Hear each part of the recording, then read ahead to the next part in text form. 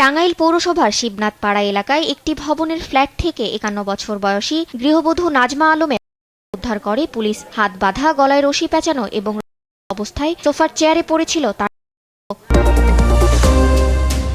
দর্শক, আসলে আমরা এমন একটি বাংলাদেশে পৌঁছে গেছি যেখানে মানুষের ভিতরে না আছে দয়া মায়া, না আছে ভালোবাসা, না আছে কোনো মানসিকতা।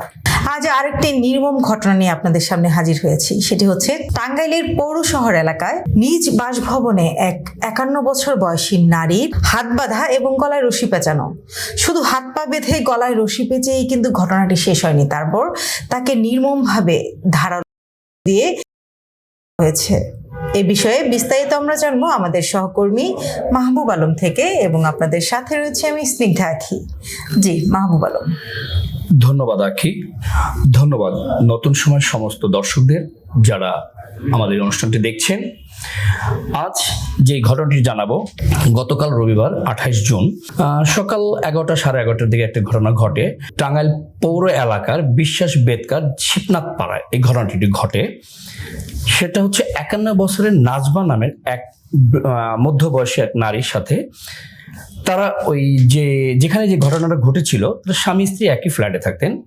তাদের একটা ছেলে একটা মেয়ে, তাদের ছেলে মেয়েদের সাথে থাকতো না, তারা স্বামী স্ত্রী থাকতো। খুব নির্ঝঞ্ঝাট একটি পরিবার। তবে তার স্বামী হচ্ছে একজন পশু ডাক্তার শফিউল আলম। প্রতিদিনের মতো অফিসে চলে যান, সকাল ৯টা হলে ৮টা ৯টার দিকে বের হয়ে যান। ঠিক রবিবার গতকালও ঠিক একই অবস্থা, সকাল ৯টা অফিসের উদ্দেশ্যে বের হয়ে যায়। শফিউল আলম আমাদেরকে জানান তিনি একটা দরকারের জন্য তার ওয়াইফকে ফোন দেয় ১০টা সাড়ে ১০টার দিকে। ঘটনাটা ফোন দেয় মানে একাধিকবার ফোন দেয়, একটি ফোন দেয় না, ফোনের পর ফোন একাধিক ফোন দেয়, তা কোনো সারা শব্দ পাচ্ছিল না। পরে নিচতলায় থাকা তার যে পূর্ব ভাড়াটিয়া ছিল, সেই ভাড়াটিয়াকে ফোন দেয়, যে বলে উপরের কোনো খবর পাচ্ছি না, একটা দরকার ছিল, একটু খবর নিয়ে যদি দেখতেন তাহলে।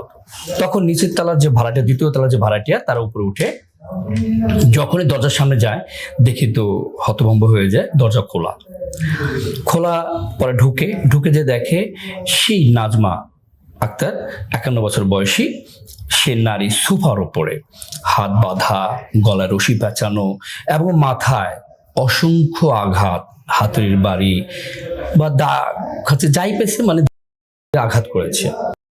অবস্থায় এই মধ্যবয়সী একটা নারী সোফায় পড়ে আছে। তখন চিৎকার চেঁচামেচি, কি করবে, তখন সবাই ডাকাডাকি করে এক পর্যায়ে তার স্বামীকেও ফোন দেয়। তার স্বামীও ঘটনাস্থলে আসে। পরে পুলিশকে কল দেওয়া হলে পুলিশ এসে মানে দেখে হয়তো এটা পূর্ব কোনো পরিকল্পনা, তা না হলে যারা এই ঘটনাটি ঘটিয়েছে তারা এমনভাবেই মানে প্ল্যান করে আসছে, বাসায় যদি কোনো চুরির প্ল্যান থাকতো তা চুরি করে নিয়ে যেত, বা ডাকাতি কোনো প্ল্যান থাকতো বা।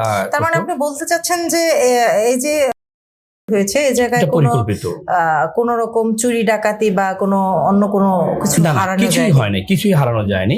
শুধুমাত্র ওই যে নারী ছিল তাকে চলে গেছে না, শুধু চলে যাওয়ার সময় শুধু তাই যায় নাই, যাতে করে তাদেরকে কেউ ধরতে না পারে। বাসার যে সিসি ক্যামেরা ছিল, সিসি ক্যামেরার যে ডিভিআর বা যাই ছিল সিসি ক্যামেরা সরঞ্জাম আছে, সমস্ত কিছু খুলে নিয়ে যায়। তার মানে অনেকটা ধারণা করা যাচ্ছে যেটি এক প্রকার পূর্ব পরিকল্পিত, কারণ সিসি ক্যামেরা থাকলে তো হয়তো বা তাদেরকে শনাক্ত করতে সহজ হয়ে যেত বা তাদেরকে ধরা যেত। আচ্ছা, এই বিষয়ে আপনার সাথে যে আমি তার সাথে কথা হয়েছে কিনা, তিনি কি জানিয়েছে, তাদের সাথে কারোর সাথে পূর্ব কোনো শত্রুতা ছিল কিনা বা তিনি কাউকে সন্দেহ করছে কিনা? হ্যাঁ, এই কথা আমরা যখন নিহত স্বামী যে শফিউল আলমের কাছে আমরা জিজ্ঞেস করেছিলাম, তিনি শফিউল আলম আমাদেরকে জানান যে না, আমাদের সাথে কারোর সাথে সেরকম কখনো কোনো বাদ বিতর্ক হয়ও নাই, আমরা নির্ঝঞ্ঝাট মানুষ, অফিসে যাই, সংসার করি, এই আপনি খোঁজ নিয়ে দেখতে পারেন। আচ্ছা, এই বিষয়ে প্রতিবেশীদের সাথে কথা হয়েছিল কিনা, তারা কি জানিয়েছে যে তাদের স্বামী স্ত্রীর সম্পর্কটা কেমন ছিল বা আশেপাশের লোকজনের সাথে সম্পর্ক কেমন ছিল? হ্যাঁ, আশেপাশের মানুষের সাথে কথা বলে জানতে পারলাম তারা খুব শান্ত পরিবার। তাদের সাথে কারোর সাথে কখনো এক কথা দুই কথা হয় নাই, খুব সাধারণ একটা পরিবার, অফিস বাসা বাসা অফিস এভাবেই চলতো। তার মানে আপনি বলতে চাচ্ছেন যে প্রতিবেশী এবং তার যে স্বামী তার সাথে কথাবার্তা বলে যেটি জানতে পেরেছে যে তাদের আসলে ওরকম ভাবে কাউকে সন্দেহ করার মতো কোনো ঘটনা ঘটেনি যে তারা এরকম কেউ ঘটাতে পারে। হ্যাঁ হ্যাঁ হ্যাঁ, সেই কেউ এরকম যে ঘটনা ঘটাবে কারণ কেউ বিশ্বাসই করতে পারছে না ঘটনাটা কিভাবে হয়ে গেল। তো এই ঘটনার ব্যাপারে আপনার সাথে থানা পুলিশের সাথে কোনো কথা হয়েছে কিনা, তিনি আপনাদেরকে কি জানিয়েছে? এই ব্যাপারে টাঙ্গাইলের অতিরিক্ত police super circle HM Mahbub Alam রেজাউন Siddiqui বলেন, উদ্ধার করে টাঙ্গাইল সদর মেডিকেল কলেজ হাসপাতালে ময়নাতদন্তের জন্য পাঠানো হয়েছে। ময়নাতদন্তের রিপোর্ট পাওয়ার পর এই আসলে কিভাবে হয়েছিল সেটি জানা যাবে। এর পাশাপাশি এই যে যারা ঘটিয়েছে তাদেরকে গ্রেফতারের চেষ্টাও অব্যাহত রেখেছে পুলিশ। জি, ধন্যবাদ মাহবুব আলম।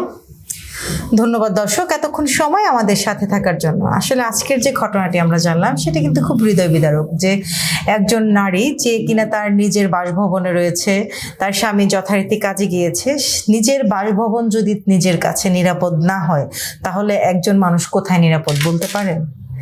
এই যে ঘটনাটি ঘটলো সেখান থেকে কিন্তু আমরা আরেকটি জিনিস জানতে পারলাম, সেটি হচ্ছে এই পরিবার কিন্তু কাউকে এখন পর্যন্ত সন্দেহের তালিকায় রাখতে পারেনি, কারণ তারা বলছে যে তাদের সাথে কারোর সাথে ওরকম কোনো দ্বন্দ্ব বা ঝামেলা নেই যে তারা এরকম ঘটনা ঘটাতে পারে। তারা কিন্তু বিষয়টি এখনো মেনে নিতে পারছে না যে আসলে এই যে নাজমা বেগম তার সাথে এরকম ঘটনা ঘটেছে। এবং আরেকটি বিষয় সেটি হচ্ছে এটি যদি পরিকল্পিত না হতো, ডাকাতি বা চুরি এই ধরনের কোনো কিছুর জন্য হতো, তাহলে কিন্তু ঘরের আসবাবপত্র বা কোনো কিছু হারানোর একটি তথ্য আমরা পেতাম। সেই ক্ষেত্রে আমরা যেটা জানতে পেরেছি যে এখানে কিন্তু ডাকাতি চুরি বা অন্য কোনো ধরনের কিছু হয়নি। এখানে শুধুমাত্র এই যে গৃহকর্ত্রী মধ্যবয়সী নারী নাজমা বেগম তাকে নির্মমভাবে হয়েছে এবং আলামত স্বরূপ প্রমাণ স্বরূপ যে সিসিটিভি ক্যামেরা ছিল সেই সেটটি সম্পূর্ণ নিয়ে গেছে দুর্বৃত্তরা।